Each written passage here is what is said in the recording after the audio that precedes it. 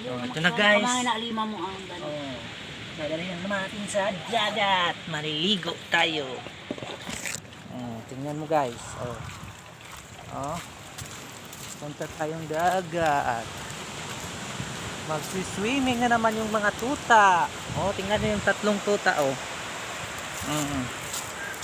Magsi-swimming. Let's go. Yan, ngayon dito na tayo sa Baybayin.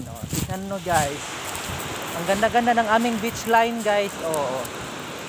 Kitang-kita yung mga magagandang tanawin. Ang ganda. See?